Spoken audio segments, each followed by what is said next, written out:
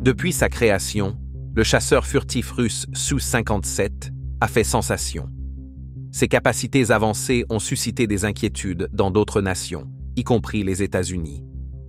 En tant que premier avion furtif de 5e génération de la Russie, les performances du Su-57 ont été comparées à celles du F-22 Rapace, l'un des chasseurs les plus redoutables des États-Unis. Mais le Su-57 peut-il égaler, voire surpasser, les capacités des avions occidentaux? Dans un combat aérien, le Su-57 aurait-il l'avantage sur le F-22, ou l'avion américain resterait-il dominant? Rejoignez-nous alors que nous explorons les capacités incroyables du jet furtif russe à 273 millions de dollars, qui détruira l'Occident. Le Su-57, chasseur furtif avancé de 5e génération de la Russie, a suscité un débat considérable depuis le premier jour. En tant que successeur de l'emblématique flanqueur et fruit de plus d'une décennie de développement, il a suscité des réactions partagées. Bien qu'il représente l'aviation avancée russe, certains en Occident affirment qu'il s'agit simplement d'un design dérivé. Bien qu'il soit présenté comme l'avenir de l'armée de l'air russe, un nombre limité d'exemplaires ont été produits, soulevant des questions sur sa viabilité. Les avions furtifs sont devenus une priorité pour les puissances militaires dans les années 80, les États-Unis ayant pris les devants grâce au programme Advanced Tactical Fighter, qui a abouti à la production du F-22 Raptor. Cependant, des idées reçues persistent concernant la technologie furtive. Contrairement à ce que l'on croit souvent, la furtivité ne rend pas un avion invisible au radar. Elle permet plutôt de minimiser le temps de détection, retardant ainsi la capacité d'un ennemi à verrouiller un radar. Ce principe sous-tend les conceptions du F-22, un chasseur de supériorité aérienne destiné à neutraliser les menaces avant que les adversaires ne puissent répondre, et du bombardier B-2, conçu pour éviter les défenses et pénétrer profondément en territoire ennemi. Avec le Su-57, la Russie visait à combiner furtivité et manœuvrabilité, promettant un avion capable de contrer les avancées occidentales. Mais s'agit-il d'un changement de donne sous-estimé ou simplement de propagande exagérée?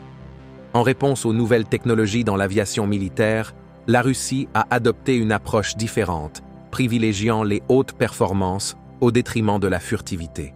Cette philosophie a conduit au lancement de leur programme d'avions de 5e génération, connu sous le nom de MFI. Le programme visait à développer un avion compétent avec une réduction modérée de la section radar. Cet effort a culminé avec la création du MiG-144, qui a finalement échoué, montrant les défis plus larges auxquels la Russie a été confrontée dans les années 90. Malgré les échecs du programme MFI, Sukhoi a pris l'initiative de concevoir indépendamment un chasseur de nouvelle génération, donnant naissance au S-37 Berkut.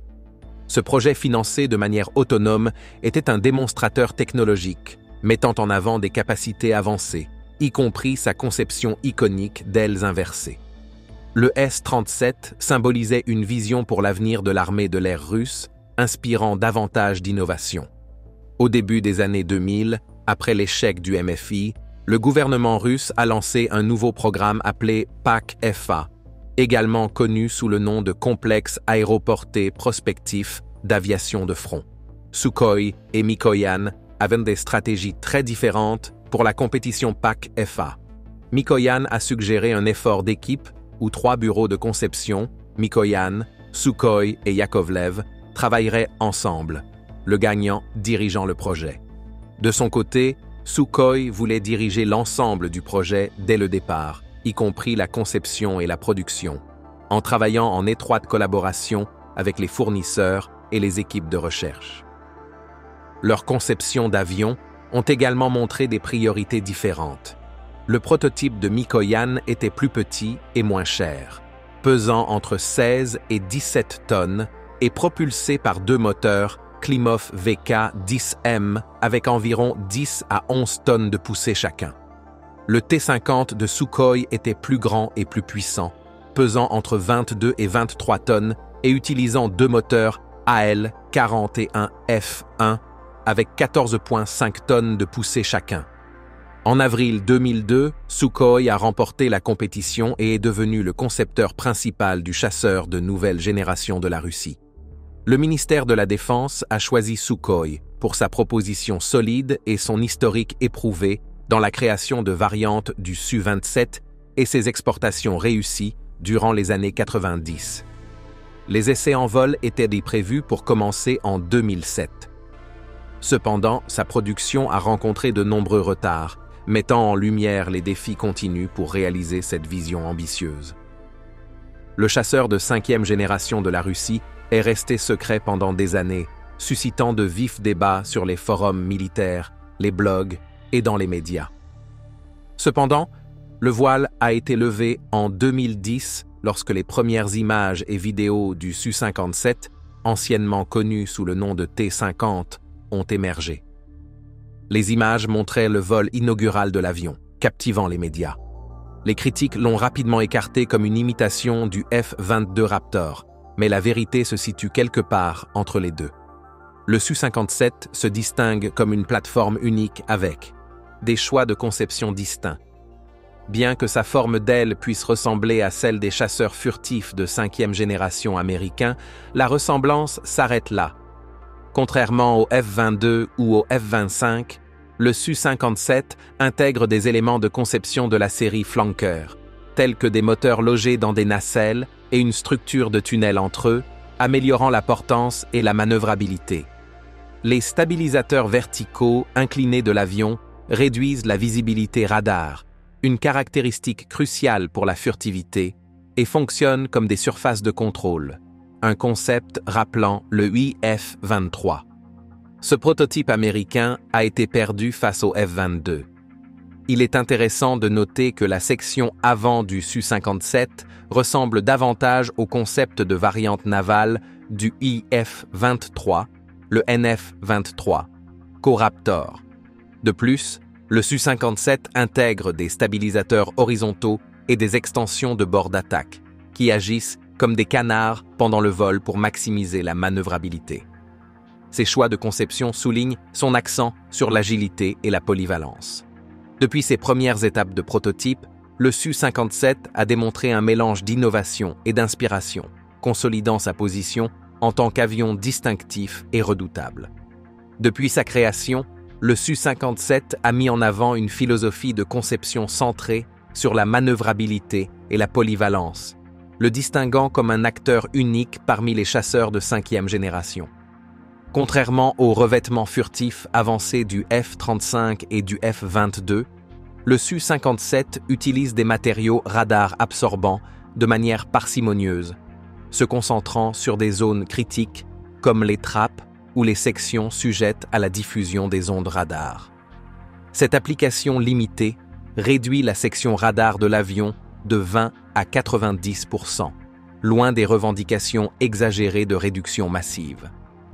Bien que le Su-57 ne puisse égaler la furtivité de ses homologues américains, il est suffisamment furtif selon les normes russes.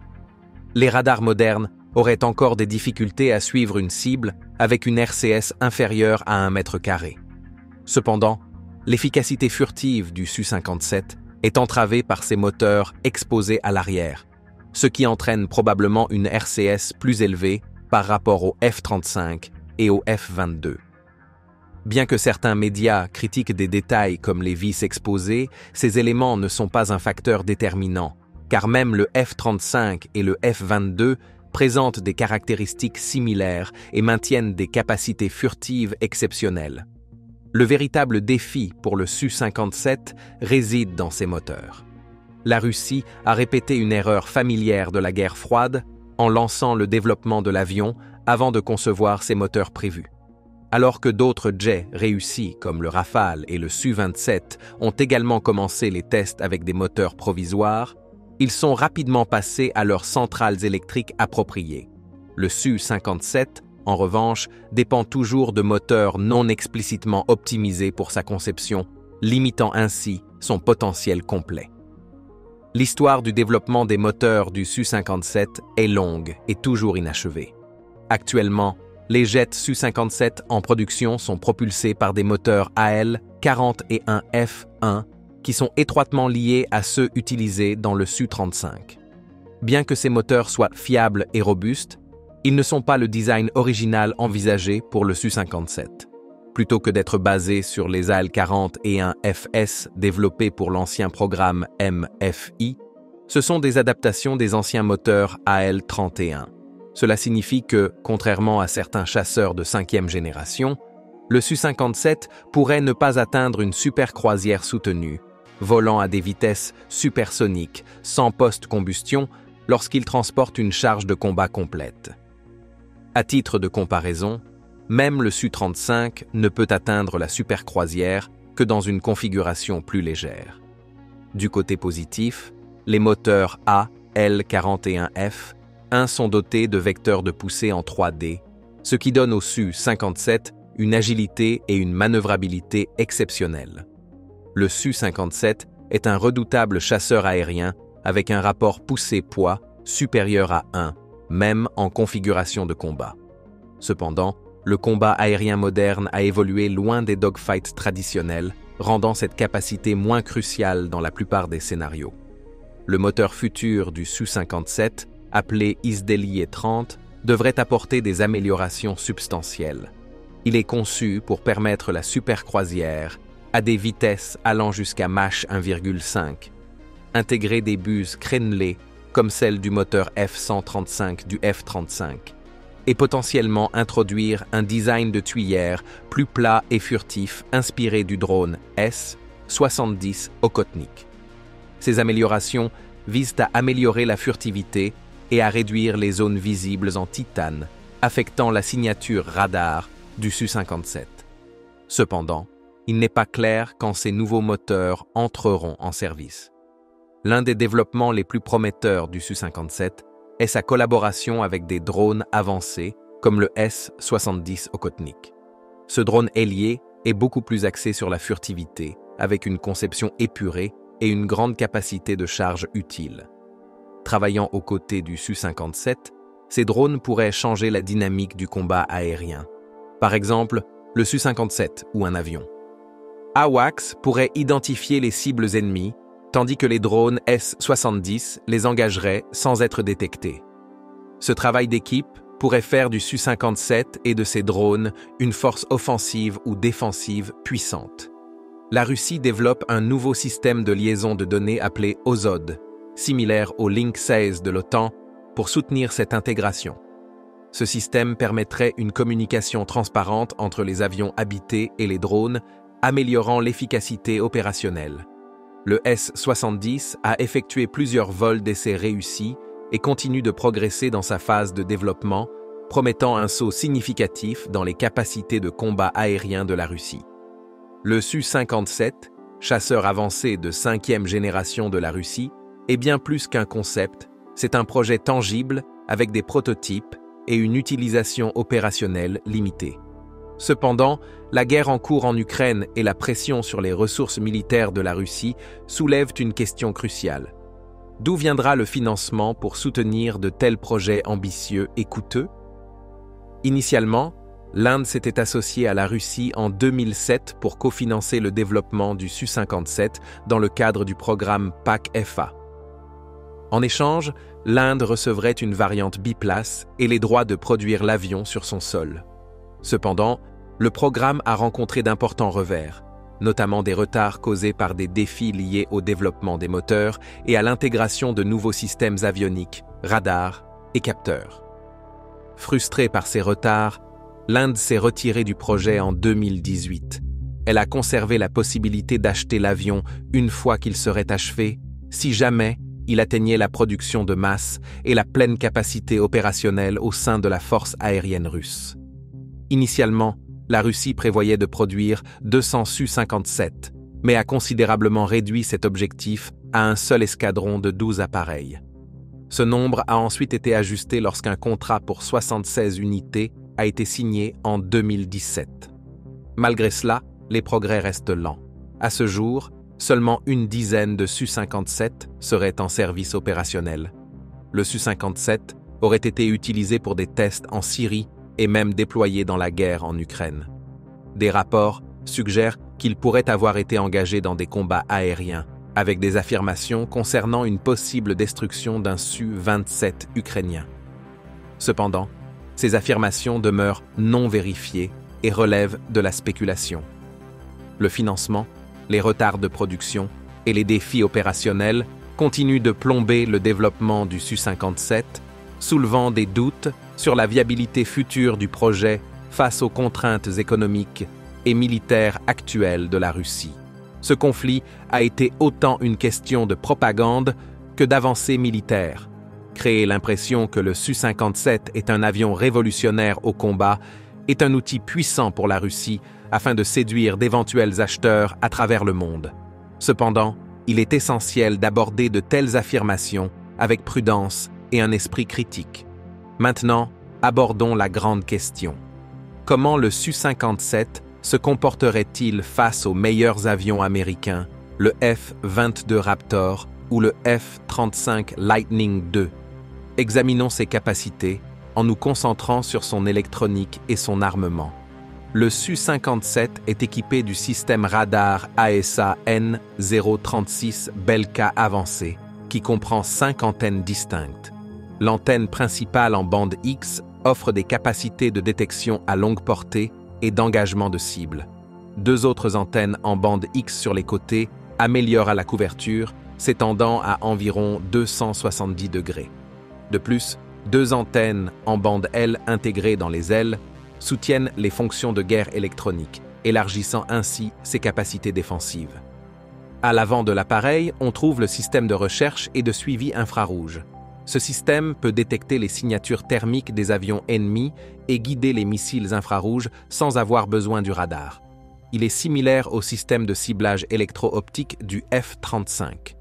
Il s'agit là d'un avantage par rapport au F-22 Raptor, qui ne possède pas de système IRST comparable, bien que des mises à jour futures puissent combler cette lacune. Le Su-57 intègre également la fusion des capteurs, où son ordinateur embarqué intègre les données provenant de plusieurs capteurs pour améliorer la conscience situationnelle du pilote. Bien que cela représente un progrès, cela ne correspond pas aux capacités avancées du système de répartition de l'aperture du F-35 et de l'affichage monté sur casque, qui offrent une conscience situationnelle et une précision de ciblage sans pareil. Un inconvénient notable du Su-57 est l'absence de pod de ciblage intégré, contrairement au F-35.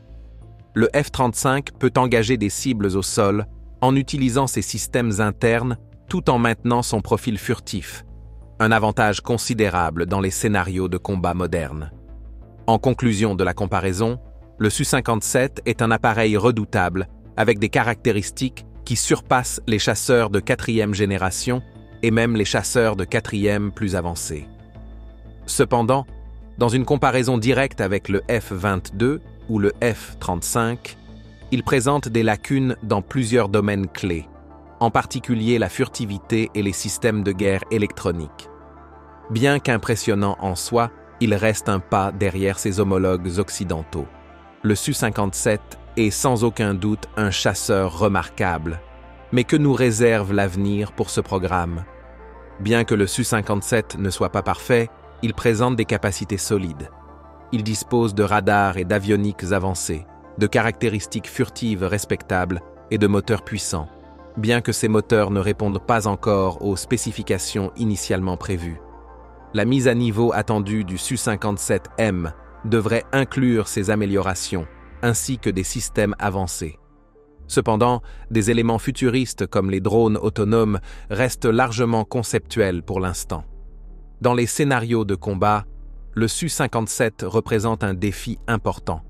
Équipé de missiles R-37M à longue portée capables de frapper des cibles à plus de 200 km, il pourrait potentiellement engager des adversaires comme le F-22 et le F-35 avant d'être détecté.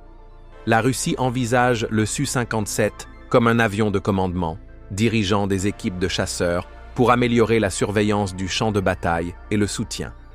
Cependant, le programme fait face à des obstacles importants. les chiffres actuels de production sont faibles, avec seulement 10 à 15 Su-57 opérationnels et une commande de 76 autres. Même avec ces chiffres, la flotte ne parvient pas à égaler l'inventaire du F-22 américain et la flotte étendue de plus de 1000 F-35 déployés par les forces américaines et de l'OTAN. Fait intéressant, bien que les débats opposent souvent le Su-57 aux chasseurs occidentaux, le J-20 chinois pourrait représenter une préoccupation plus immédiate pour les États-Unis.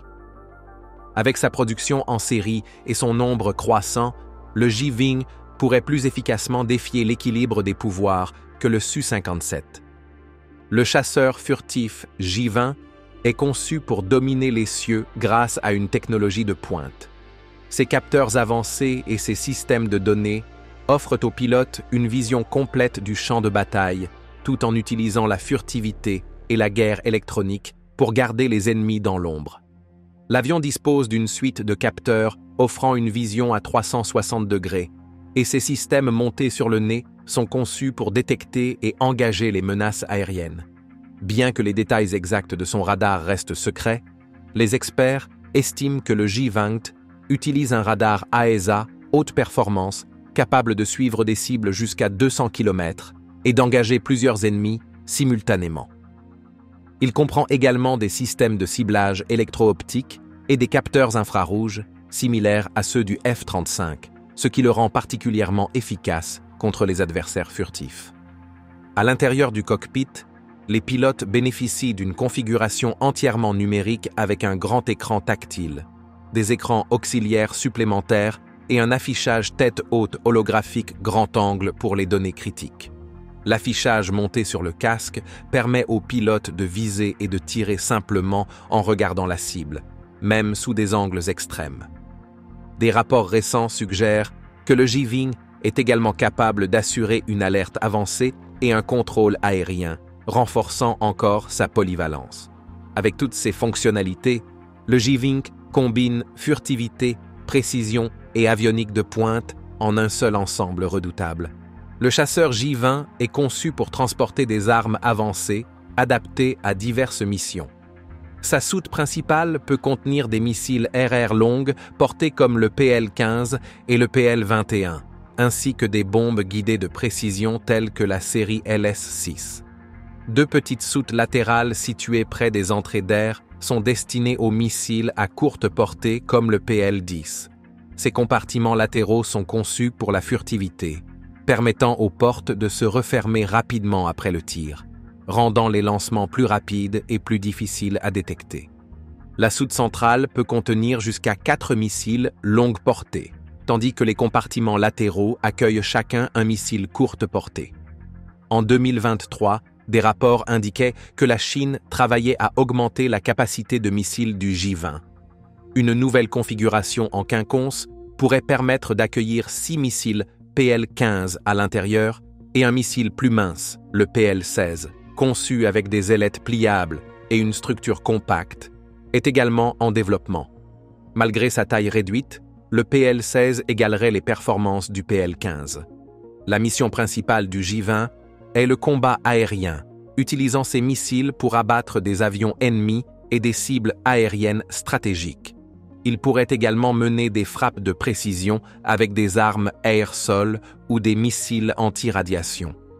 Bien que ses ailes puissent transporter des réservoirs de carburant supplémentaires ou des armes plus grandes comme le PL-17, cela réduirait sa furtivité, ce qui n'est donc pas son rôle principal. Fait intéressant, le J-20 ne possède pas de canon interne, ce qui suggère qu'il privilégie les engagements longue portée plutôt que les combats rapprochés. Son design met l'accent sur la précision et la puissance pour frapper à distance. Le chasseur furtif J-20 est conçu avec une combinaison ingénieuse de caractéristiques visant à réduire sa signature radar. Sa forme utilise des ailes canard associées à des extensions lisses près des bords d'attaque pour disperser efficacement les ondes radar. Son fuselage épuré, sa verrière optimisée pour la furtivité et ses matériaux spécialisés lui permettent d'atteindre un niveau de discrétion radar similaire au F-22. Ces entrées d'air, appelées DSI, sont intelligemment conçues pour masquer le moteur au radar tout en restant légères et simples. La soute à armes possède un fond plat, les portes ont des bords dentelés et les évents de refroidissement sont recouverts de grilles pour améliorer encore la furtivité. Certains estiment que l'utilisation de canards pourrait nuire à la furtivité, mais les experts soulignent que ces surfaces peuvent s'intégrer aux conceptions à faible observabilité, comme observé sur d'autres avions furtifs. Des commandes de vol avancées et une ingénierie minutieuse les rendent viables pour la furtivité. L'avion utilise également des matériaux composites et une peinture absorbant les ondes radar. En temps de paix, un réflecteur spécial le rend visible pour les autres avions, améliorant la sécurité et réduisant les risques lors des entraînements. Ce réflecteur peut être retiré en situation de combat. Au fil du temps, le J-20 a évolué pour inclure de meilleurs moteurs et des améliorations en matière de furtivité, notamment dans ses modèles les plus récents. Bien que sa furtivité arrière ne soit pas aussi avancée que celle du F-35, sa furtivité frontale est impressionnante et supérieure à celle du Su-57. Les analystes estiment que le J-20 peut utiliser sa furtivité pour frapper des cibles dans des espaces aériens encombrés, prouvant qu'il est un acteur sérieux dans le combat aérien moderne. En résumé, le J-20 est redoutable. L'avenir du Su-57 reste incertain, notamment en raison des pressions exercées sur l'industrie de la défense russe par le conflit en cours en Ukraine. Néanmoins, son design et celui du F-22 influenceront probablement le développement des futurs avions de chasse pendant de nombreuses années. Malgré les critiques, le Su-57 demeure une plateforme impressionnante, laissant entrevoir un possible changement dans l'avenir de la guerre aérienne. Merci d'avoir regardé. Pendant que vous êtes encore là, cliquez sur le lien sur votre écran pour découvrir une autre de nos vidéos. À bientôt.